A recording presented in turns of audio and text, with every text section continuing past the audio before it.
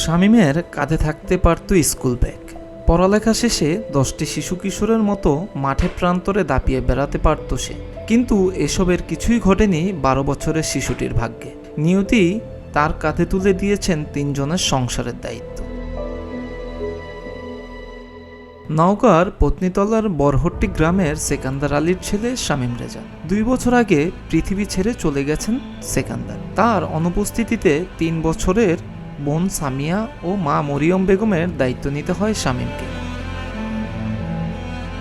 দীর্ঘ 22 বছর কারাভোগ করে সংসারে ফিরছিলেন সেকান্দার, কিন্তু তার পূর্ণ মিলকে দীর্ঘ করতে দেয়নি প্রাণঘাতী ক্যান্সার।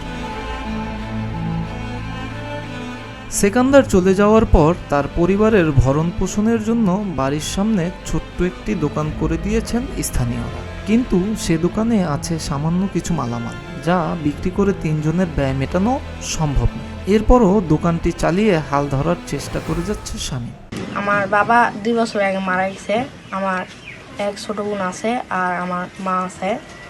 আমার জমি নাই, এই জন্য দোকান করছি। শামীমের মা জানান, কেউ তাদের ছোট্ট দোকানটিতে কিছু জিনিসপত্রের ব্যবস্থা করলে 2টি সন্তানের লেখাপড়ার খরচ জোগানোর পাশাপাশি সংসারটা চালাতে পারত।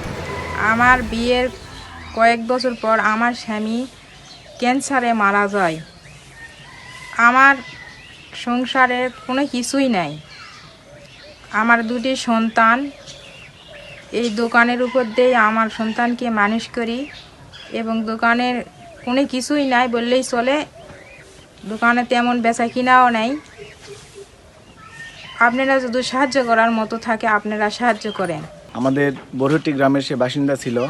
বিগত 2 বছর আগে সে ক্যান্সারে মারা যায়। তার ছোট ছোট 2টা বাচ্চা আছে, তার বিবি আছে।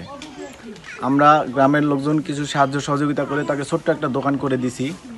এতে করে এদের 3 জনের সংসার পরিচালনা করা খুব কষ্টসাধ্য। যদি আপনারা কোনো রকমভাবে সাহায্য সহযোগিতা করেন তাহলে এই পরিবারটা হয়তো বা আরও ভালোভাবে দিনাতিপাত করতে পারবে এবং এই ছোট ছোট বাচ্চা দুটাকে পড়াশোনা করাইতে পারবে। সেকেন্দার আমার মামা শ্বশুর হয়। উনি দীর্ঘ 22 বছর কারাগারে ছিল। ওখান থেকে আসার পর বিয়ে শাদী করছে, 2টা বাচ্চা কাচ্চা হয়েছে। হওয়ার পর ওনার ক্যান্সার ধরা পড়ছে। ধরা পড়ার পর উনি মারা গেছে 2 বছর হচ্ছে। ওনার 2টা বাচ্চা আছে এবং তার স্ত্রী আছে। উনি বাধ্যগত বাচ্চাকে দিয়ে দোকান করে দিছে। ওই দোকানের কিছুটা পাই একই নিয়ে খায়, কিন্তু দোকানে মাল কুল্লা নাই। কেউ যদি সহযোগিতা একটু করতো তাহলে তার ভালো হতো। মিরাজ হোসাইন, প্রতিদিনের বাংলাদেশ।